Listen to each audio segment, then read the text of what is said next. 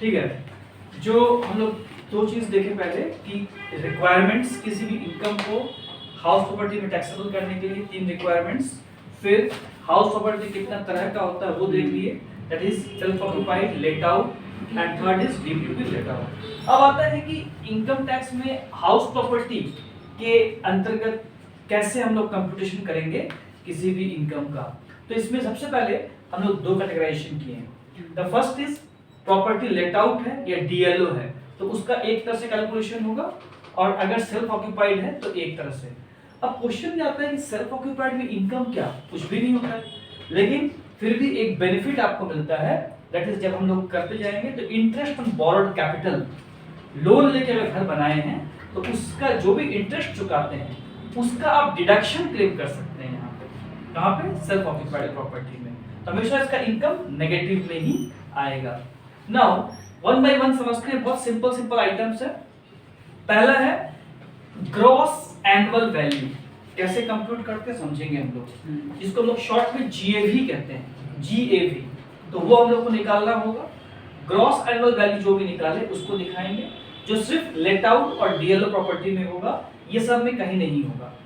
इसमें से लेस करेंगे म्युनिसिपल टैक्सेस, जैसे नगर निगम है ना, उसको हम लोग जो भी हमारा घर बना हुआ है उसका हम लोग यूज कर रहे हैं, उसका बेनिफिट्स जो ले रहे हैं, उसके लिए कुछ टैक्सेस देते हैं। इसको होल्डिंग टैक्स के नाम से भी आप सुनते होंगे।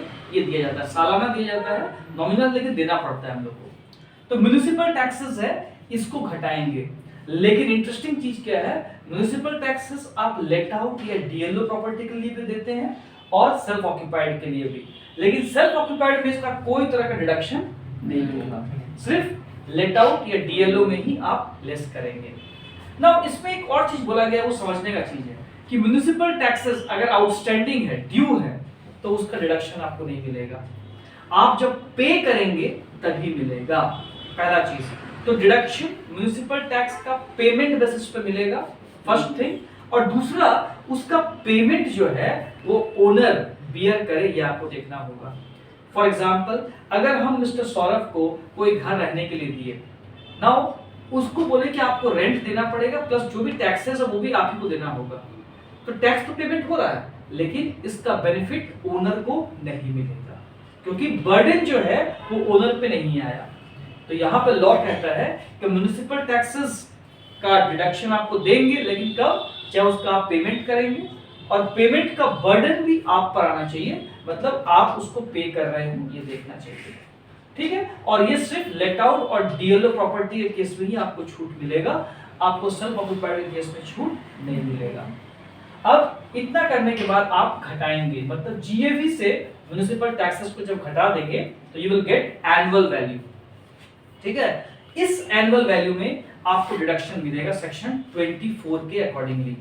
सेक्शन 24 के अकॉर्डिंगली आपको 2 डिडक्शंस आप क्लेम कर सकते हैं। The first is termed as standard deduction, जो 30% के रेट से आपको मिलेगा, ये फिक्स है 30%। किस चीज का? तो एनुअल वैल्यू का 30% आप निकालोगे।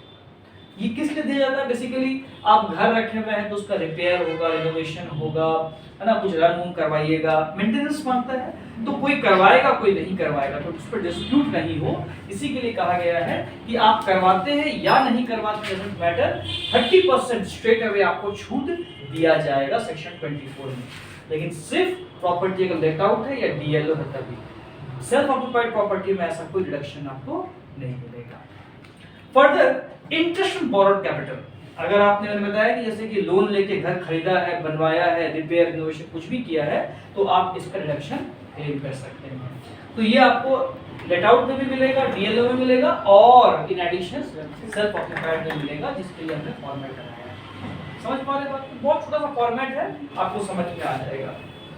जो अमाउंट निकल कर आएगा उसी को बोलेंगे income chargeable to tax under head house property. यहां तक कोई दिक्कत है क्या? अब इसमें सबसे इंपॉर्टेंट रोल प्ले करता है जीएवी, ठीक है। अगर ये खाली 2 चीज आप समझ जाएं, जीएवी और इंटरेस्ट ऑन बोरोड कैपिटल, तो हाउस प्रॉपर्टी में कुछ नहीं बचता है कैलकुलेशन पॉइंट ऑफ व्यू से। तो इसमें भी इंटरेस्ट ऑन बोरोड कैपिटल में भी है कि अगर आपने लोन लेके नहीं बनाया है, नहीं खरीदा है कुछ भी, तो ये पार्ट भी खत्म। आपका डिडक्शन के बाद ही इनकम आपका आ जाएगा। क्लियर है?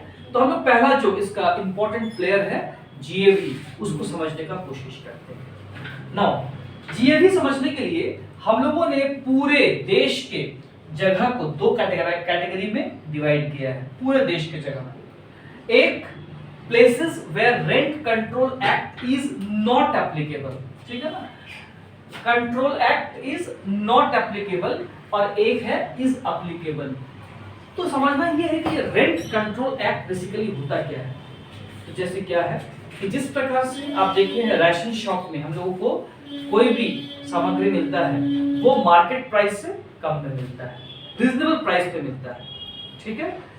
वैसे ही रेंट के केस में अनाप शनाप रेंट ना ले, है ना, जो भी ओनर है, इसके लिए कुछ राज्यों में, है ना, इसको किया गया है कि एक रेंट फिक्स कर दिया कि मैक्सिमम इतना रेंट आप ले सकते हो, उससे अधिक आप नहीं ले सकते हो।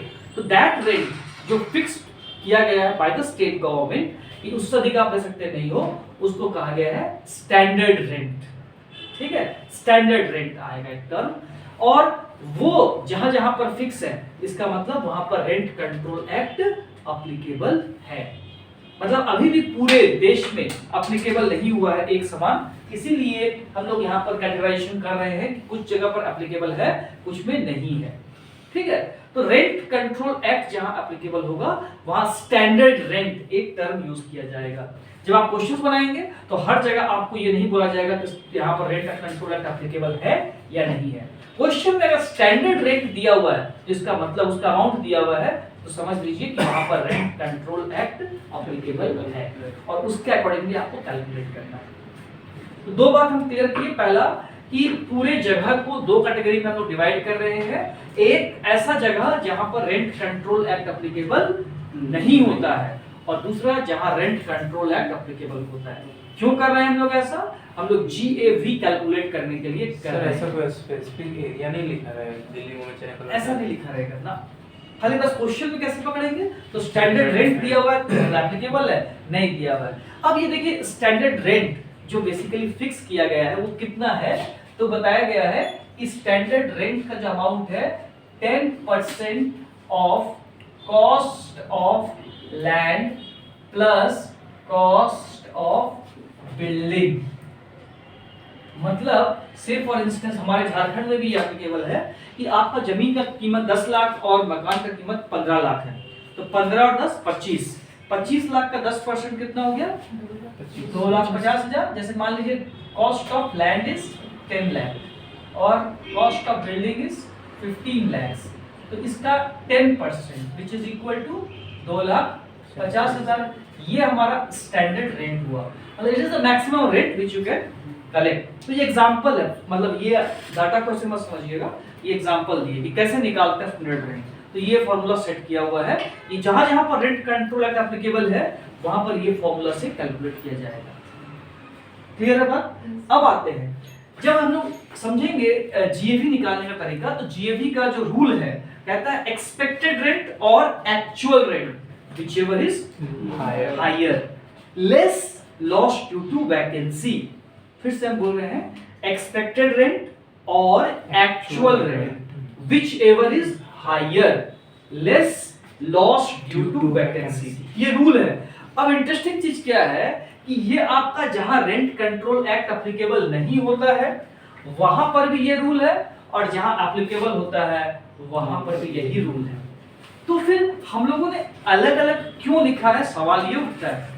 इसलिए लिखा है क्योंकि जो एक्सपेक्टेड रेंट हम जो बता रहे हैं, एक्सपेक्टेड रेंट दोनों ही केस में उसका मतलब में अंतर है। जैसे जहां पर रेंट कंट्रोल एक्ट एप्लीकेबल नहीं होता है वहां पर एक्सपेक्टेड रेंट का कुछ और मतलब है, और जहां एप्लीकेबल होता है वहां कुछ और मतलब है। जैसे एक्सपेक्टेड रेंट, जहां रेंट कंट्रोल एक्ट एप्लीकेबल नहीं होता है वहां एक्सपेक्टेड रेंट या रीजनेबल रेंट भी बोलते हैं कहीं कहीं पे, उसका रूल या नियम क्या बोलता है निकालने का? फेयर रेंट और municipal value whichever is higher. इन दोनों का मतलब बताएंगे आपको क्या होता है, खाली भी नाम जान के रखिए।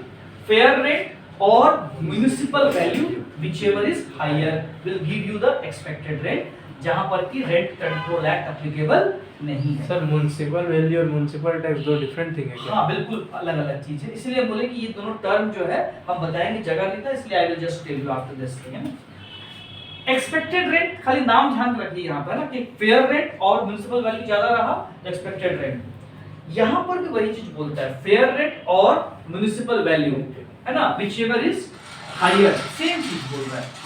लेकिन इसके बाद से यहां से है ना ये चेंज हो गया, but should not exceed the standard rate, मतलब दोनों में से हायर देखेंगे लेकिन वो किसी भी हाल के अंदर स्टैंडर्ड रेट से अधिक नहीं होना चाहिए।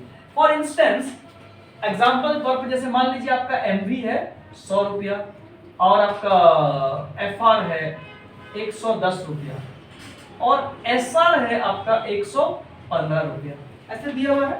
तो पूछे भाई कि एक्सपेक्टेड रेंट क्या होगा इसमें, तो आपको करना क्या है, पहले एमवी और एफआर को कंपेयर करेंगे, ठीक है। इन दोनों में से जो भी हायर हुआ, 110 हुआ, अब ये चेक कीजिए क्या ये इसको एक्सीड कर रहा है, जवाब है नहीं, तो उस केस में यही आपका एक्सपेक्टेड रेंट हो गया, एक्सपेक्टेड रेंट हो गया। और जहां एसआर दिया है इसका मतलब वहां पर रेंट कंट्रोल एक्ट एप्लीकेबल है। अगर यहां पर ये चीज नहीं दिया रहता है ना, केवल ऐसे ही रहता एमवी और एफआर, तो इसका मतलब आंसर तो यही रहता, लेकिन रेंट कंट्रोल एक्ट एप्लीकेबल नहीं है, ऐसा हम लोग मान के चलते। तो अभी मुझे बताना चाह रहे थे आपको कि अगर एसआर 115 रुपया है तो उस केस में हम लोग देखेंगे एमवी और एफआर में से ज्यादा कौन सा है, पहले वो देखें और फिर देखेंगे कि क्या वो जो अमाउंट आया क्या वो एसआर से ज्यादा है या कम। अगर कम रहेगा एसआर से तो यही हमारा एक्सपेक्टेड रेंट हो जाएगा। और अगर इसको हम अगर टर्न कर दें, ये रहता है मान लीजिए 112 रुपया और ये रहता है 108 रुपया, ठीक है, 108 रुपीज स्टैंडर्ड रेंट, तो इन दोनों से अधिक कौन सा हुआ, 110 हुआ, लेकिन ये किसी भी हाल में इससे ज्यादा नहीं हो सकता है। तो अगर हम वैसा केस देखेंगे तो सेकंड वाले केस में 108 जो है वो हमारा एक्सपेक्टेड रेंट बन जाएगा। तो वही नियम निकल कर आ रहा जो यहाँ बोल रहा है कि expected rent will be equal to fair rate और municipal value whichever is higher but should not exceed the standard rent. ये बात क्लियर हो पा रहा है? कहीं कोई दिक्कत लगेगा बोलना है। तो ये दोनों चीजें, टर्म्स जो आया, फेयर रेंट क्या होता है, म्युनिसिपल वैल्यू क्या होता है, ये बताएंगे। स्टैंडर्ड रेंट तो आपको बताएं, फिर भी हम बताएंगे आपको लिख के। एक्चुअल रेंट सबके लिए कॉमन है, दोनों के लिए एक ही मतलब रहेगा, है ना। रेंट रिसीव्ड और receivable during the previous year, previous year में जो भी रेंट आपको मिला या मिलने वाला था, उसमें से एक टर्म आया अनरियलाइज्ड रेंट, इसको भी ध्यान रखिए, बताएंगे क्या होता है। अनरियलाइज्ड रेंट घटाएंगे कब, अगर 4 शर्तें पूरी होती है तो। 4 शर्त क्या है हम बताएंगे आपको, केवल अभी टर्म समझते जाइए ब्रॉड वे में कि हम लोग क्या बात कर रहे हैं, जीएवी निकालने की बात कर रहे हैं, है ना। जीएवी निकालने की क्यों बात कर रहे हैं, बिकॉज जो हमारा कंप्यूटेशन का पार्ट है उसमें मैंने कहा कि जीएवी लेते हैं, उसमें से लेस करके म्युनिसिपल टैक्सेस, अगर म्युनिसिपल टैक्सेस पे किया गया है और उसका बर्डन जो है ओनर पे आया है तो लेस करेंगे। जीएवी माइनस म्युनिसिपल टैक्स करने पर क्या आता है, एनुअल वैल्यू। इसमें से सेक्शन 24 का 2 डिडक्शंस देते हैं, एक स्टैंडर्ड डिडक्शन 30% है ना, straight away of annual value, और दूसरा इंटरेस्ट तो इसमें हम लोग जीएवी समझ रहे हैं और जीएवी का इतना कहानी हम लोग को समझ में आना चाहिए। Is it clear? Yes sir. तो इसको हम लोग समझते हैं। नेक्स्ट हम लोग बात कराते हैं टर्मिनोलॉजीज।